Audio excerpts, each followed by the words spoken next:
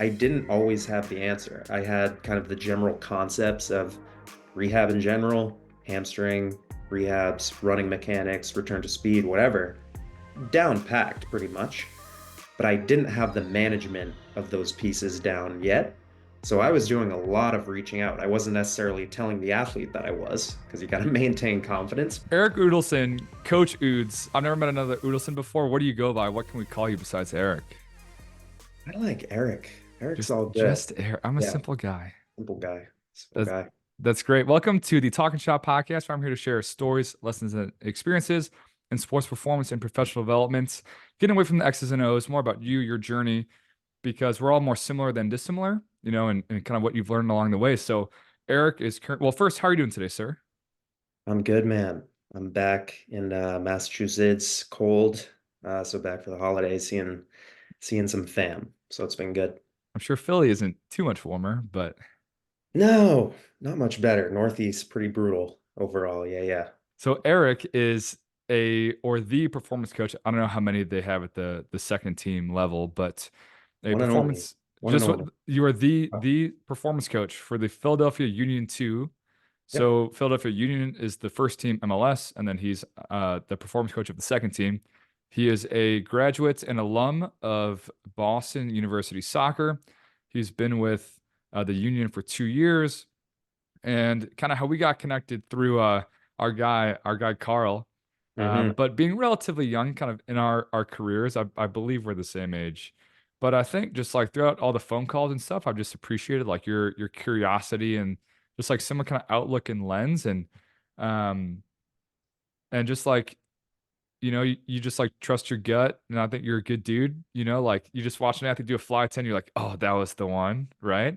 And I think just through a few phone calls, I was like, hopefully he sticks around for a little while. So hopefully I don't traumatize you on this podcast. Fantastic. So I wanted to ask because I don't know if I've had anyone else on the pod. I've had Kyle Voigt, who I don't know if he's still with Austin FC, but I didn't have him on when he was with Austin FC.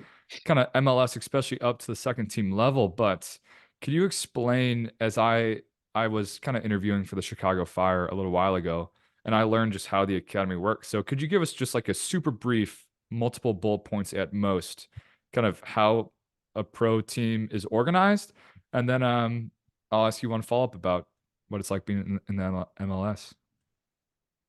Yeah, yeah, it's a pretty cool experience to be in there. I think from when I kind of set my sights on being a strength and conditioning, I guess, professional, that was kind of my main goal to actually work with pro athletes and getting there actually is pretty cool.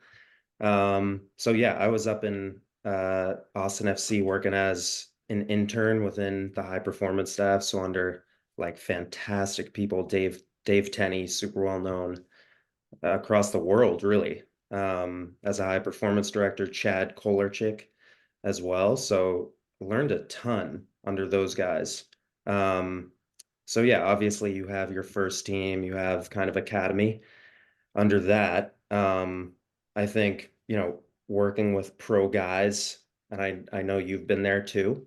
I maybe was taking it on in a more limited capacity than I am now as an intern, but you definitely learn some solid lessons working with kind of that caliber of athlete who happens to be making a lot of money. Just totally different vibe to college. So that kind of presents unique challenges there and some getting used to.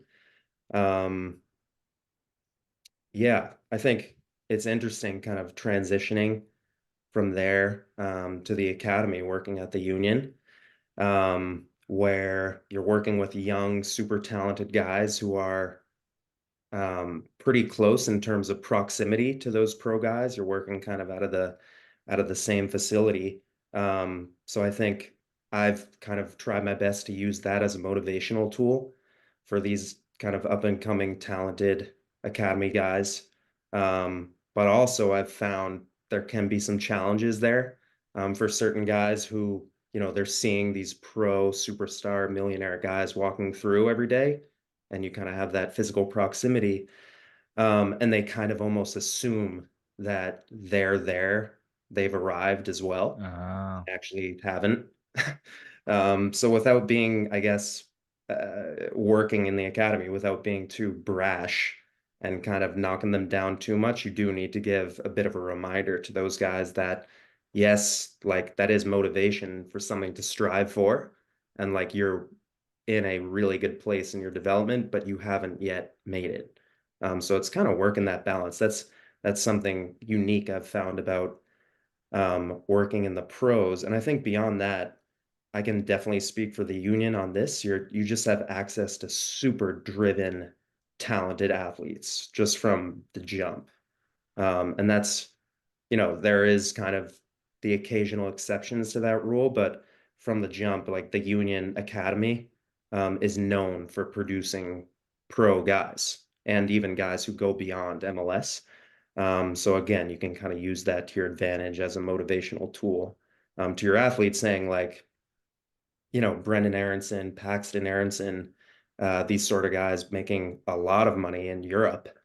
That could be you too. You're at the same stage they were a few years ago. So yeah, that's, obviously pros and cons, but that's I guess been my kind of experience working in a pro environment.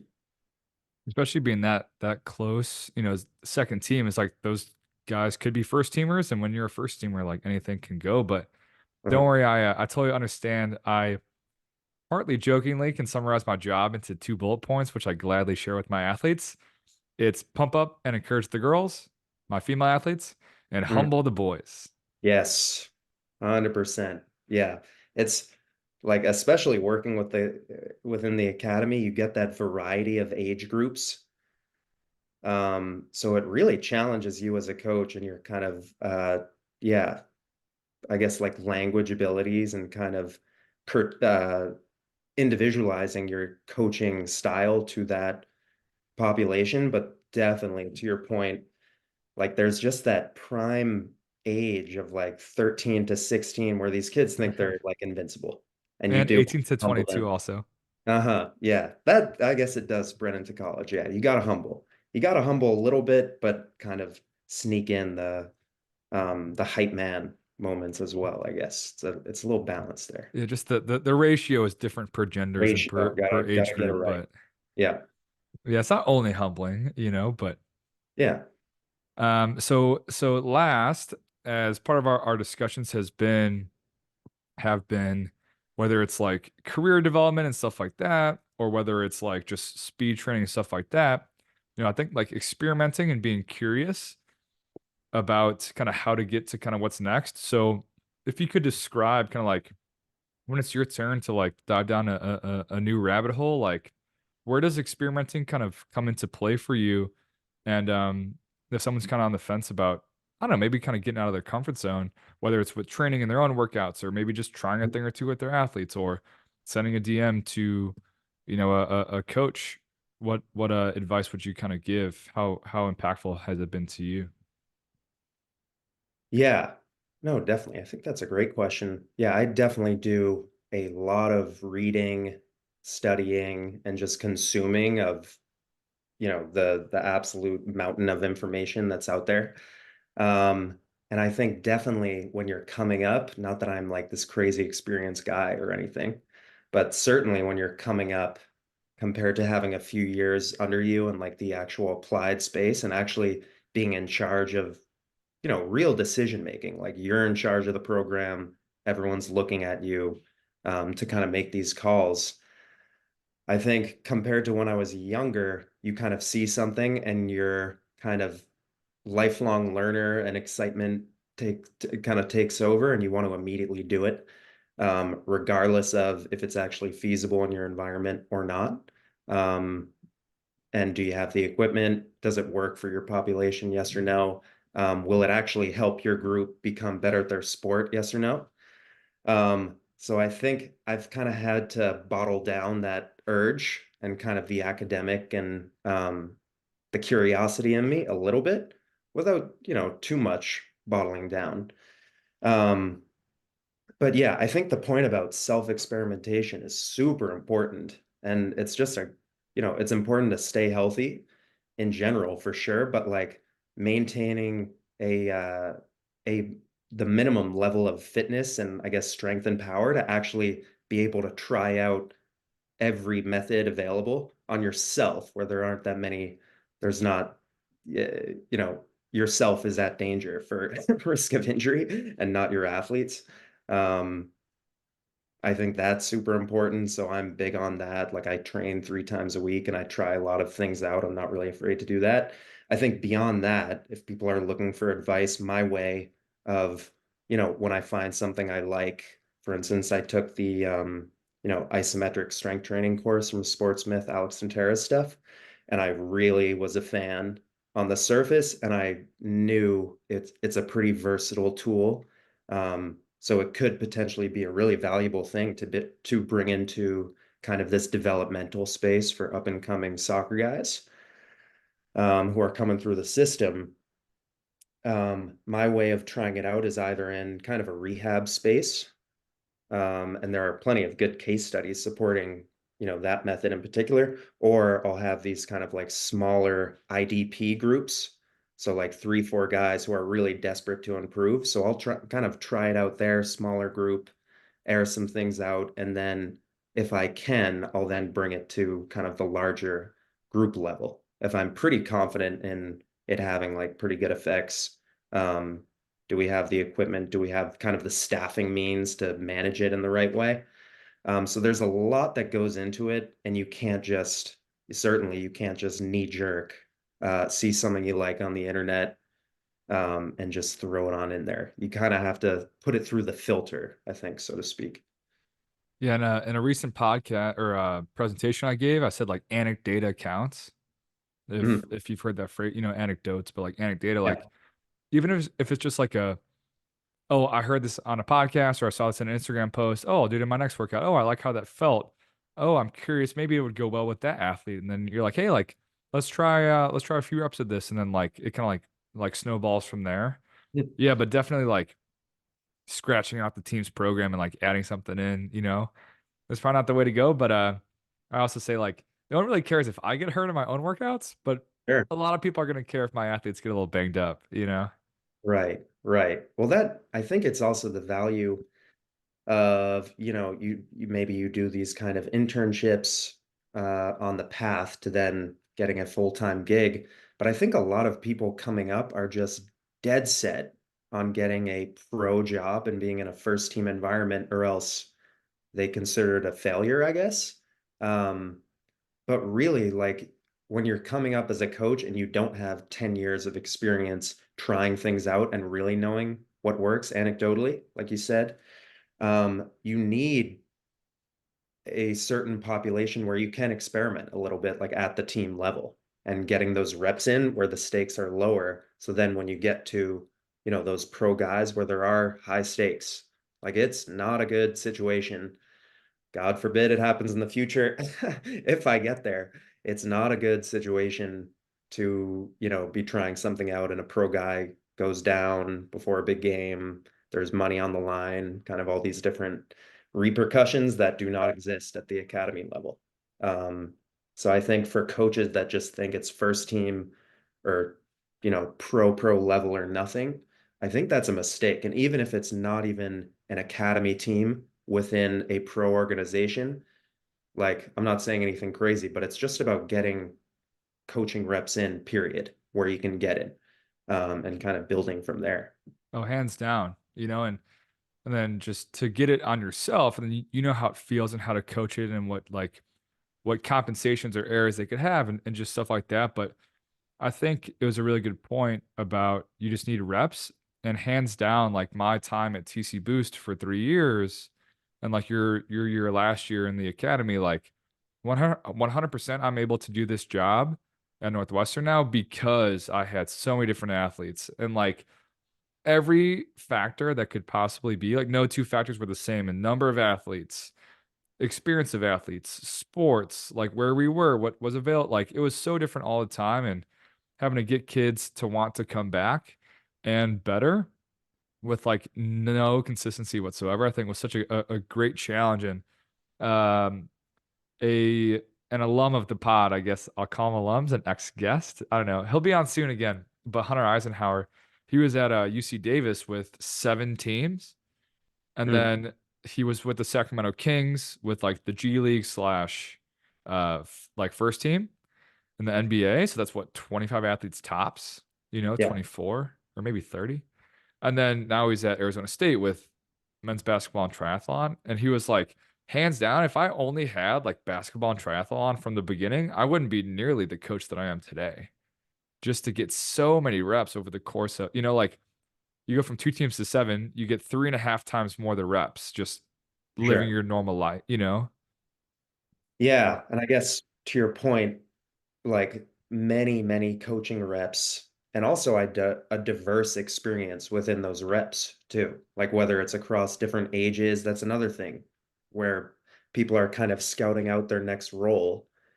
And it's like they really look down upon working with young guys or kids, really, children, where like, and they kind of, oh, that's babysitting. Like it's really not, in my experience. And if it, in some ways, I'm not really a one way or the other guy. I'm not going to say it's way harder than working with pro guys because I've done both, but in some ways, like there are some unique challenges communicating with a kid compared to a pro and trying to convey a certain message and correct movement, a movement error, um, where like the kid doesn't have the same linguistic abilities that you do. So you got to modify it down, whether that's keeping it super simple or using different sort of analogies. Like you can't, I think you made a point on cueing style on one of your other podcasts, and it's like, in my experience, the internal cueing, like referencing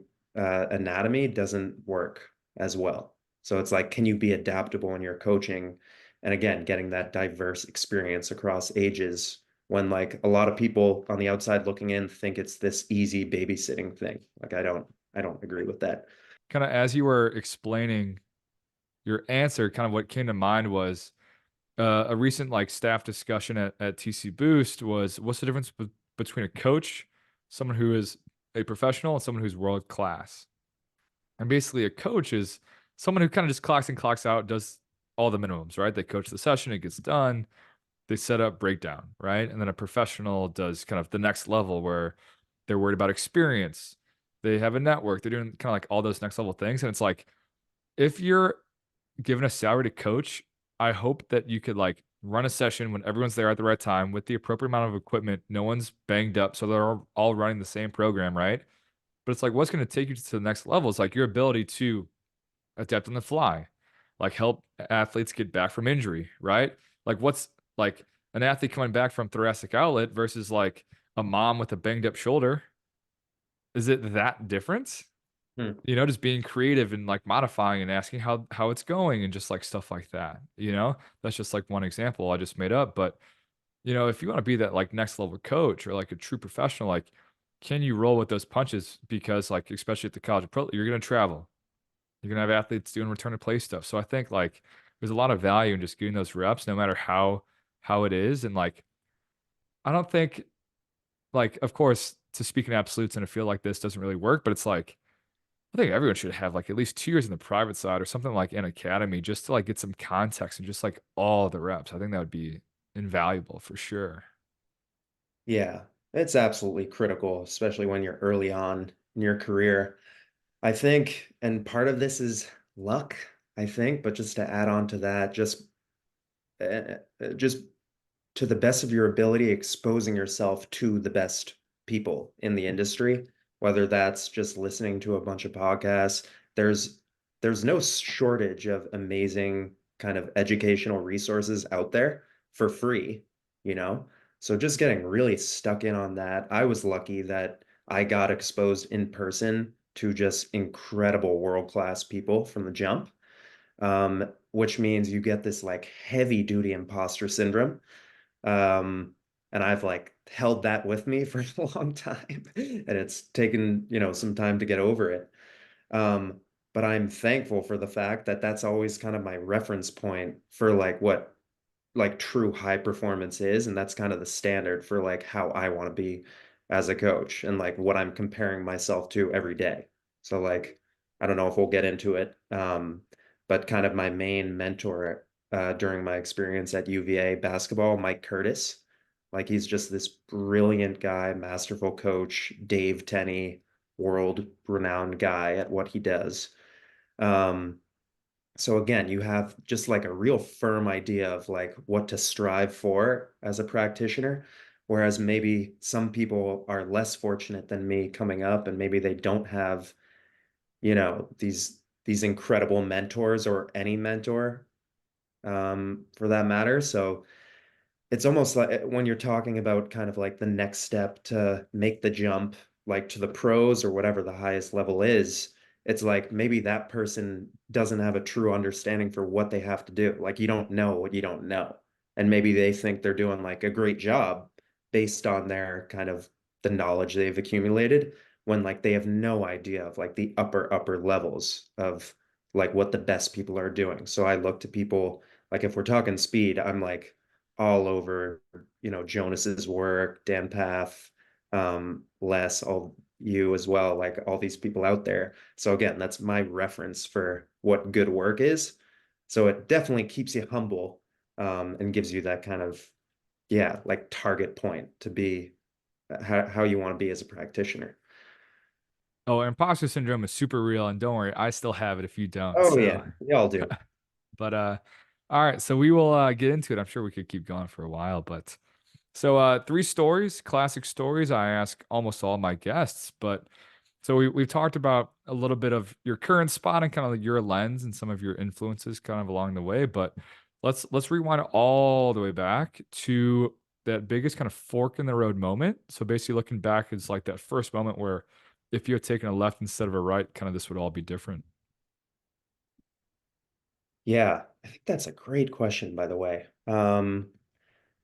Yeah, for this, I was kind of thinking of my time even before I was kind of going after the strength and conditioning thing. And I was still kind of finishing up my schooling at Boston University. And my plan at that moment was to be a physical therapist. Mm, So I guess for people who don't know, you kind of do your undergrad studies, kind of, I guess, physical therapy based, kind of the anatomy, that sort of stuff. And then you progress through to the more professional DPT program. And I was always a pretty good student through that time, but somehow the DPT program there specifically was just like the most insanely rigorous, academically rigorous process ever.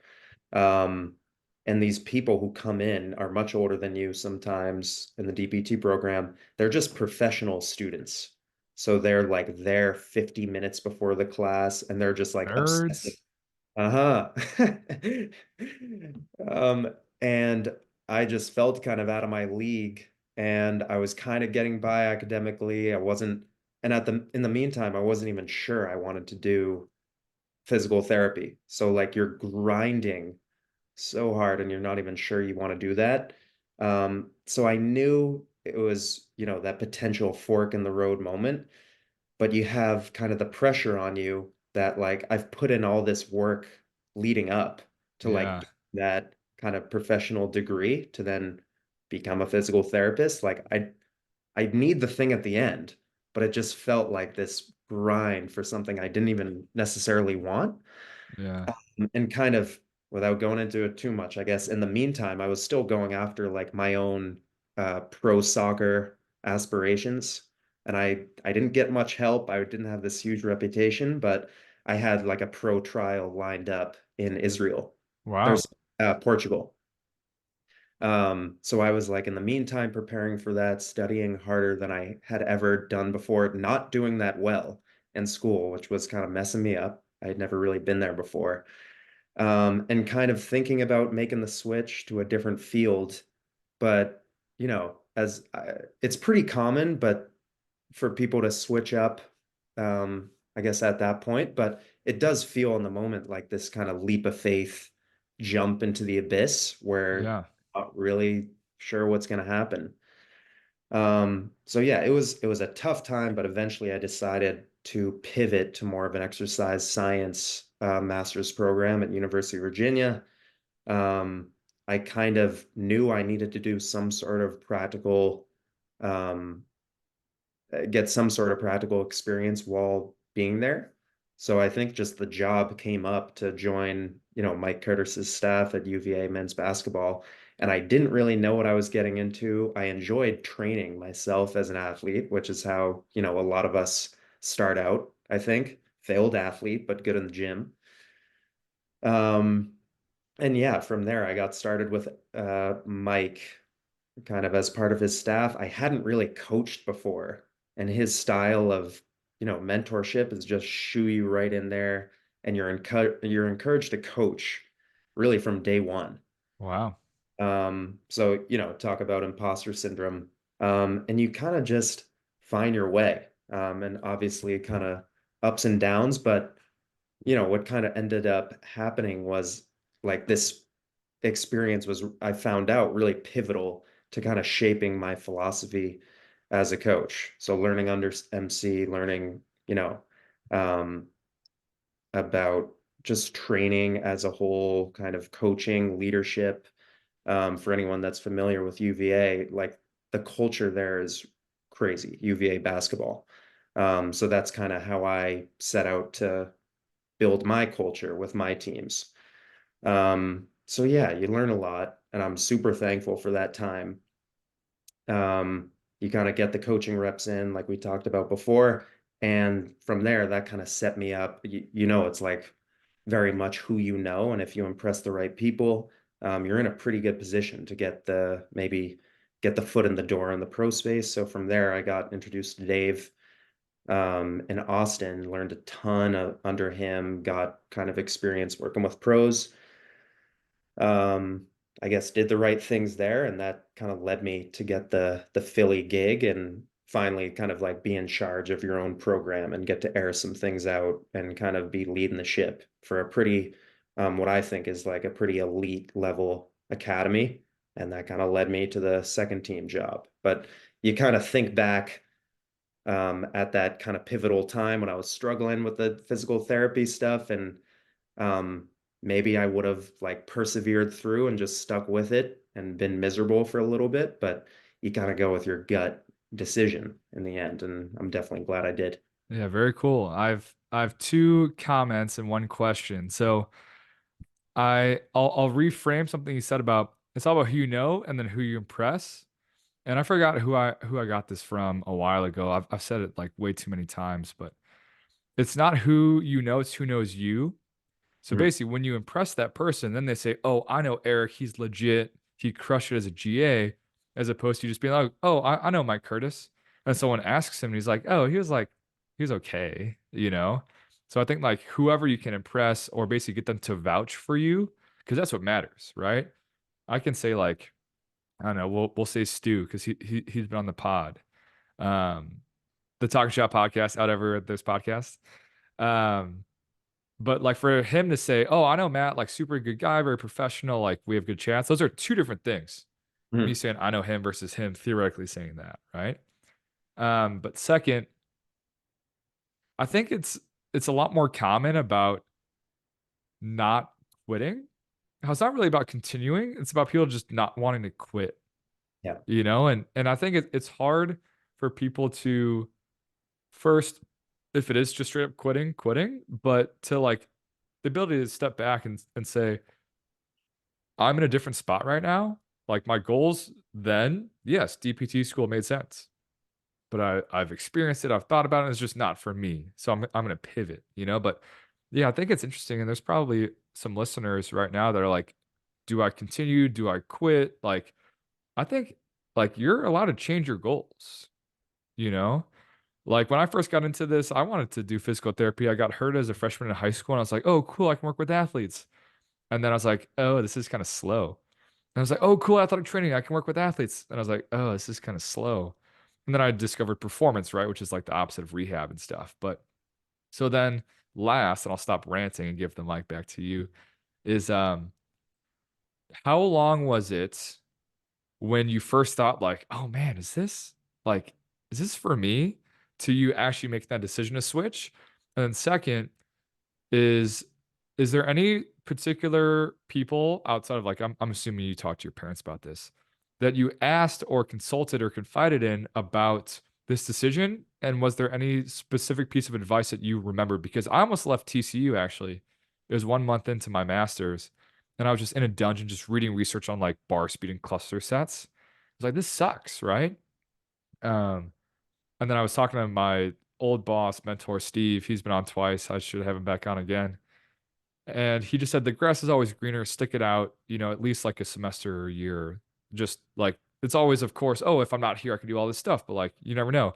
2 weeks later, I get in with Zach Dakin and I'm with the baseball team. I'm doing applied sports science, and then the rest is kind of history. So, how long was it to think about stopping and then actually stopping? Who did you confide in outside of like the obvious people? And is there any like advice thinking back about that moment in time that like really stuck with you? Yeah. Okay. Three-parter Yeah, there. no, sorry about that. You just got No. me on a roll. Yeah, yeah, you're on a roll. Yeah, I'm not sure on the actual amount of time. I know I felt from the jump in the physical therapy Day program where, one? yeah, you transition from your undergrad classes, more general, to then like everyone's there to be a physical therapist. And it's kind of this accelerated kind of summer intensive thing that they purposely make as a kind of weed out Oh, that process sucks. for the week. Yeah. Yeah. I don't remember it like fondly at all. Yeah. But I remember from the jump being pretty blown away. Um, and just like I touched on, just not sure I wanted to do it. So I'm not sure too much time went by. I definitely, um, you know, persevered, I think, best I could. And I'm pretty sure that's a pretty strong part of my character to persevere. And I try to uh, have that reflected in all aspects of my life, ideally, I think. Yeah, so I think it was like 2 semesters where I was just miserable every day. And I was kind of doing better academically, but it wasn't um, you know, to my standards, I guess. And actually I went to my professional trial in Portugal, which like I missed like 2 weeks of this program, which you just don't do Oh, that's impossible to catch up of for really sure. hard schooling. You have labs that you need to catch up on. So I just did my best, but I kind of had to go for that opportunity. It still is my one and only professional trial. So you got to go for it. Um, and I think I was almost forced out in a way because there was really no coming back academically. And I tried my best. So I knew I wanted to leave and I probably left before they pushed me out in a way. Um, but yeah, I think it was like a few semesters, which by the way felt like decades because you're just Oh, this when you're in it, for sure. yeah, like I'm okay grinding like almost all of us are in S&C. But it has to be like for a purpose you're into, and you have to if you're gonna take it on as a career, like I'm not saying anything crazy, but it has to be fulfilling to you you know. And I think that was super important to me. I like probably any other S&C, like I'm not good for an office job. So yeah, I get the grass is always greener thing, and that's the frame of mind I was definitely in. But at a certain point, like you just gotta the persevere mentality is not actually helpful. Yeah, it wasn't Um, like a, and a knee-jerk reaction. Like you had sat on it for like a year. yeah, Like I was yeah, just sitting on it for like a month or so. for sure, for sure. I think on the point, I'm really lucky that I have the support of my family and I can bounce things off of them, especially in a career sense. So I was telling you, my dad's a cardiologist, and deals with these sort of things and hiring and kind of management of a staff. So I was constantly on the phone to him, kind of deliberating and what do I do? And we kind of and my sister as well, we all kind of came to the consensus that actually the grass is greener and like this could be a really great opportunity and you're passionate about this. So actually at that point, if you persevere more, you're actually wasting time before you can get Yeah. going with your new thing and potentially missing out on a great opportunity. Like I just walked right into this graduate assistantship under MC, which then set me up for the kind of the following roles. So it's possible, you know, you persevere for 2 extra months and you miss out on these Yeah. opportunities. Timing doesn't line up, you know? And if you had stuck it out, it's like You made it a whole 3 years hating it just to not quit. It's almost like Yeah. it almost makes you look more dumb, you know? Yes. Yes, absolutely. Yep. And then was there anything particular from your family or someone not like was there a professor or maybe like an upperclassman when you were an underclassman that you stayed in touch with? Any kind of like how I just referenced like that one email. I was at my desk at TCU and I just like remembered that moment. Was there any like combos with your fam or anyone else that you remember about that point in time? Or is it too traumatic in the back of your brain? Just repressed it out of my mind forever. Yeah. I honestly don't remember a specific moment. I definitely remember many moments of just really getting down to it, like, okay, put aside all of the persevere mentality, whether that's right or wrong. Like, does it make you happy or not? And what are you kind of forecasting for like a career in this space? Because like you got to decide now, you know? So I remember multiple conversations like that. And I guess that kind of was the final push I needed to kind of head to more of an S&C route. Fantastic. So that is the past. Hmm.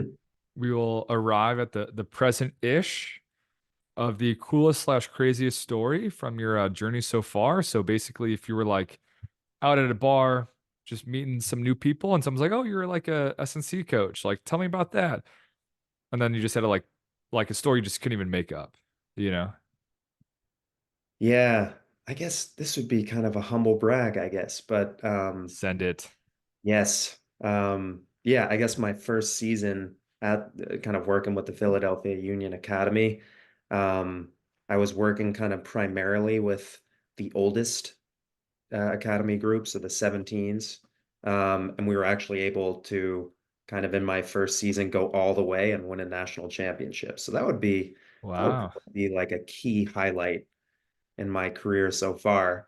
Um, so yeah, just it's almost like that fairy tale thing. It's not going to be very yeah, new stuff really, but as you know, just being with the team in the trenches every single day and you kind of experience the constant ups and downs and the emotions and you kind of take on those emotions for yourself and then to kind of go all the way um, throughout the playoff run. And just, yeah, the raw emotions at the end is pretty incredible.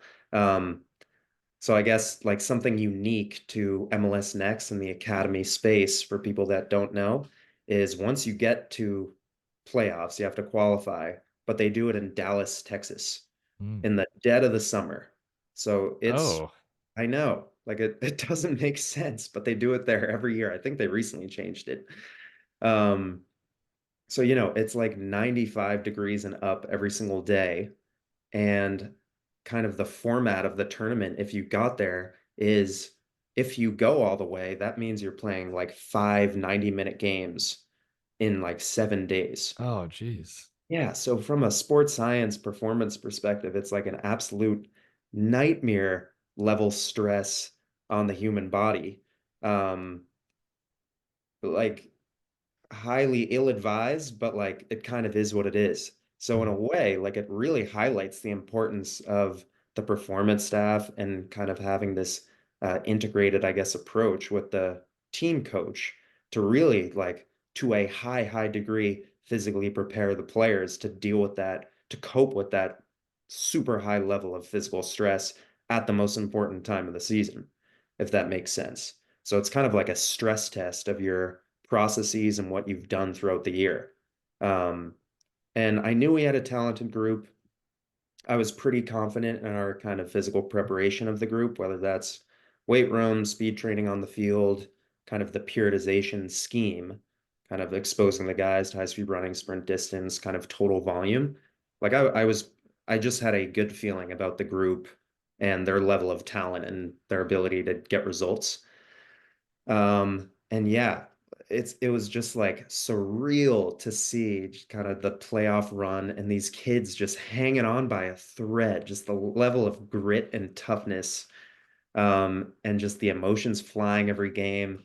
I don't know how you are when you go to your team's events, but I feel like many S&C coaches try to take on this persona of being very sullen and robotic, and you can't show emotion. Like I am not like that Yeah, as a I'm not person. either.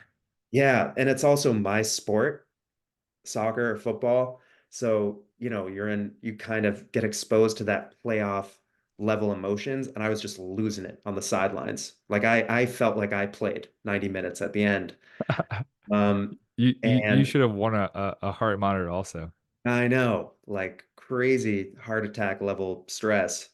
And yeah, eventually you get all the way to the end. Like we're just kind of keeping the guys together at that point. You really have to recover. You have to get the hydration right, or else you're in trouble.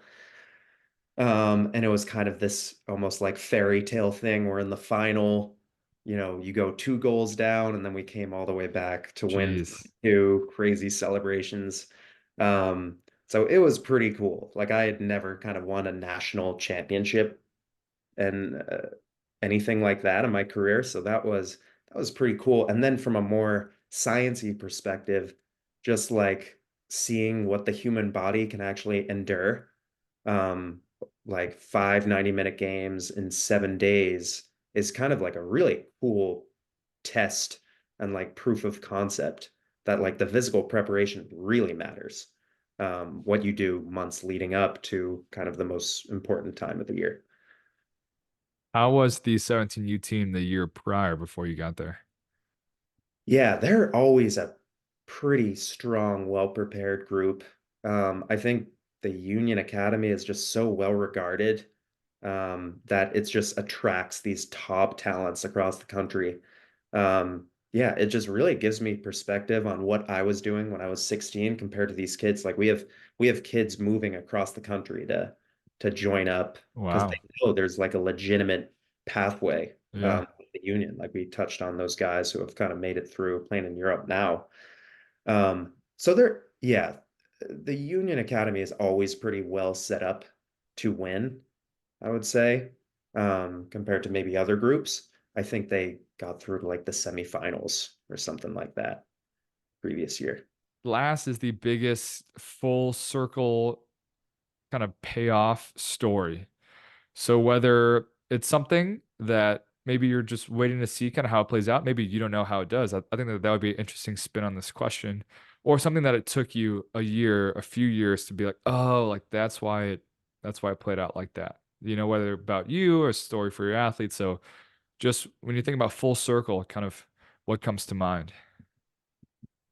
Yeah, I think mine was relatively recently. I think it was like last year or so where I actually had to um, kind of lead a full hamstring rehab and help kind of support this athlete back to full health.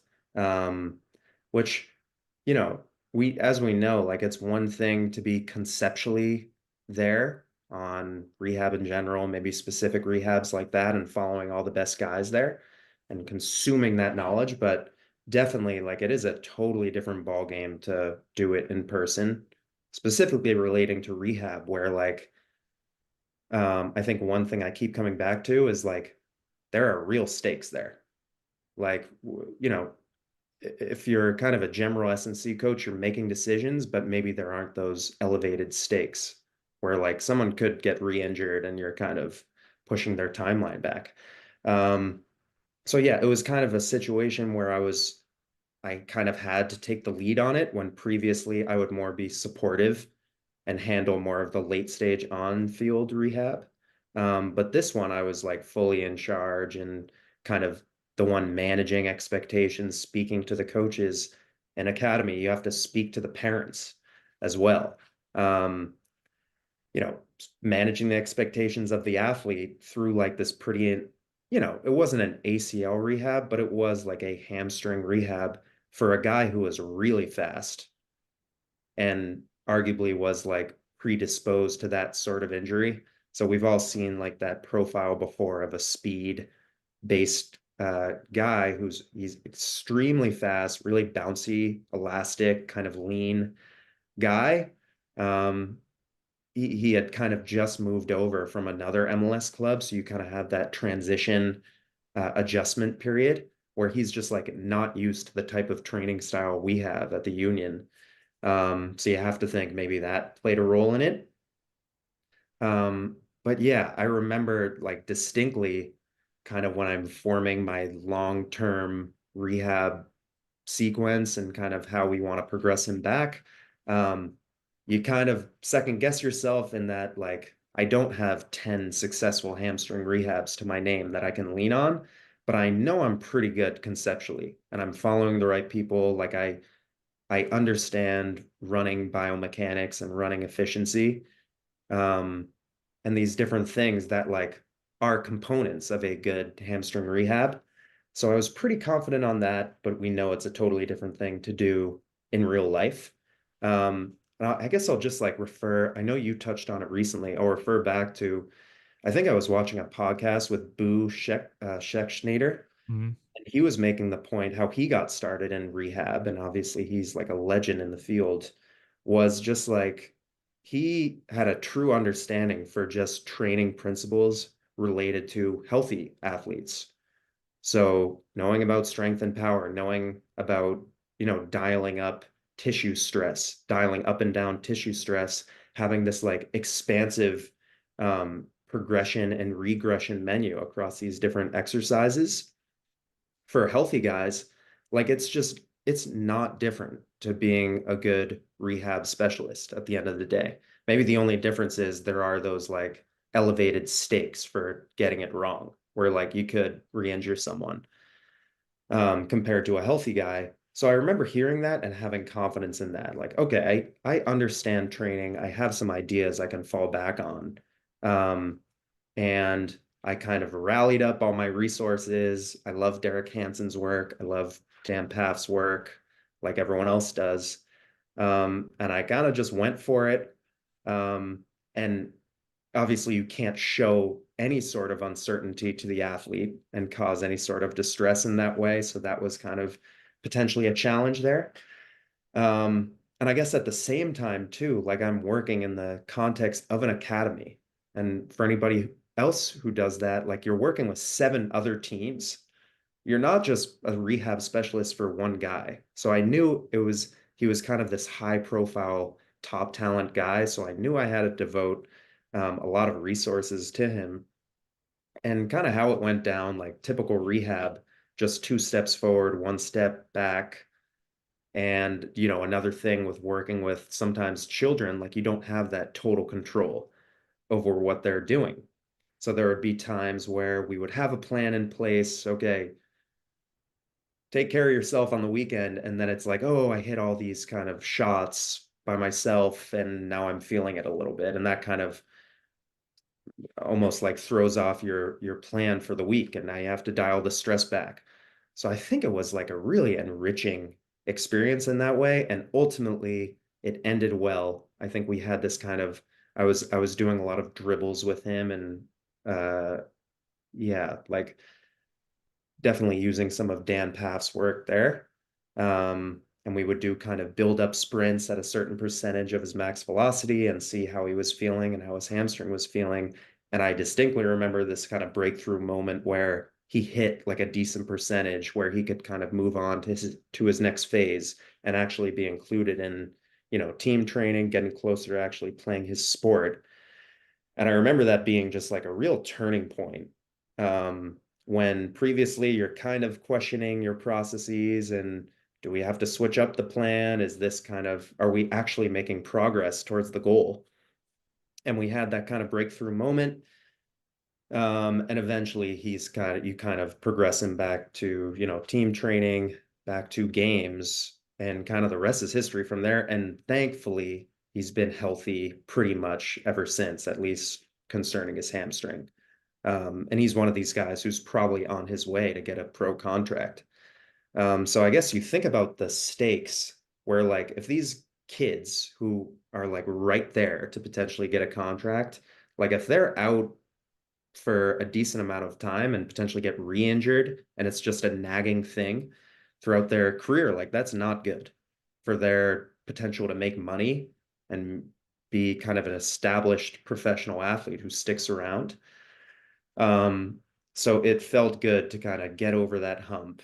And I guess in a way it was full circle where like you don't have 10 rehabs of like anecdotal evidence to fall back on. Like you have to put together kind of all the knowledge and skills you've built up, interpersonal skills as well. Um, and kind of use it in practice and hopefully it goes okay, and thankfully in this case it did. So that was definitely a fulfilling moment um for me, and definitely like memorable. I haven't been doing this for that long, but that I think that one definitely sticks out. I was gonna say rehab is definitely the wild, wild west. And then you were like, and then I had to talk to parents and I was like, that is the Wild wild, wild West. west Wild for West. sure.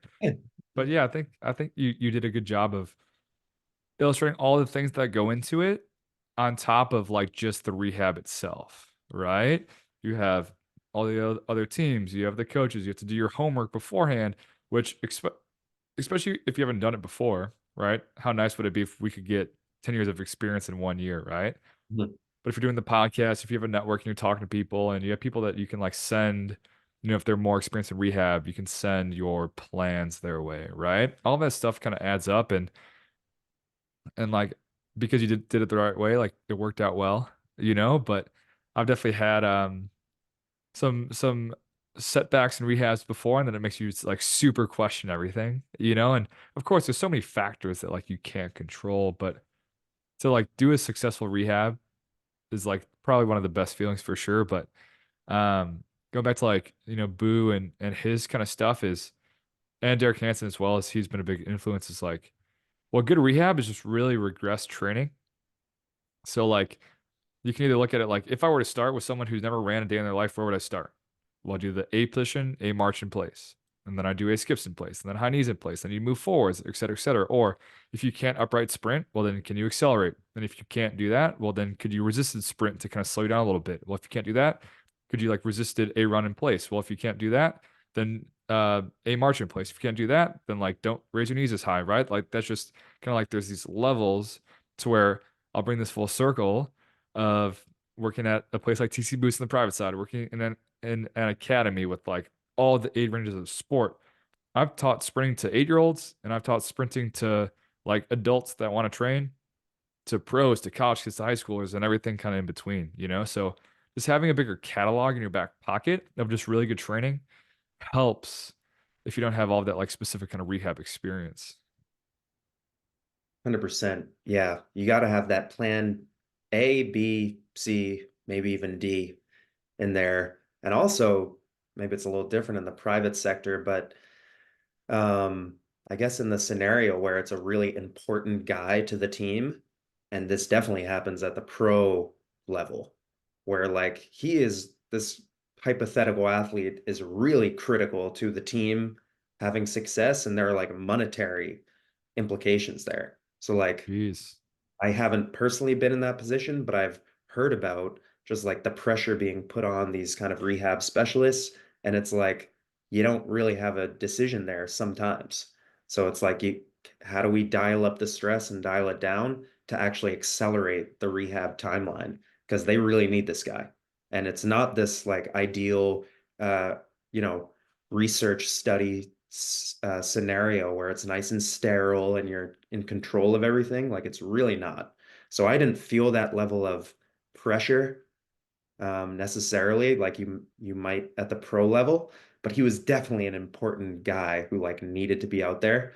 So that was an interesting experience as well. I would definitely say too, like I don't struggle with this, but I can see some people struggling with it, like when you actually don't have at the current moment you're this expansive menu of exercises and you don't really have the answer, maybe it's rehab, maybe it's something else, like not being too prideful to reach out to people within your network and like humbling yourself to a certain degree to people who are much smarter than you.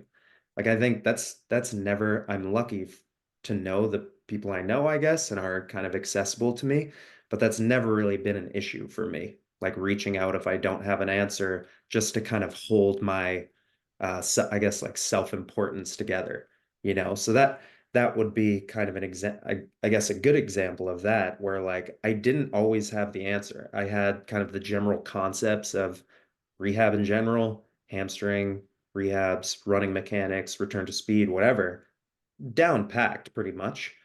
But I didn't have the management of those pieces down yet. So I was doing a lot of reaching out. I wasn't necessarily telling the athlete that I was, because you got to maintain confidence, but like, I think that's a good lesson, especially for up and coming coaches who are trying to establish themselves. There's this, I guess, inherent need to come off like you always have it together when like you don't. Like even the top people in the field reach out to other people and bounce ideas, maybe, or don't always have the answer. So I think it's a good lesson. And when you don't have all of that experience, it's like, what else can you do? Is like other people's experience, or Yeah. like whatever else you can do to like leave no doubt that you've done what you can to like make that program great, at least to get it going, and then you just learn as you go, you know? So yeah, I think it was a super cool story and lesson, and um, yeah, rehab is super, super fulfilling. I would totally agree. So thank you very much, sir. You survived the gauntlet of TSP. Some questions that I sent before and some questions I did not, but I'd like to roll out the red carpet for you, sir. Say thank you very much. And where can the listeners get more of Eric? And yeah, plug whatever you got to plug. Yeah. I mean, I'm trying to be like you and be a little more active on social media with the training content. So I'm getting there, but my Instagram is Udels, UDELS_. So that would be one. Um, I guess just Eric Udelson on Twitter, LinkedIn, but I'm not really posting there necessarily. Just a lurker. Yes, exactly. Exactly. You are on your way, and I'm sure we'll chat social media soon. So thank you very much again, sir. I appreciate your time, and I look forward to connecting next. All right, great. Thanks for having me, man.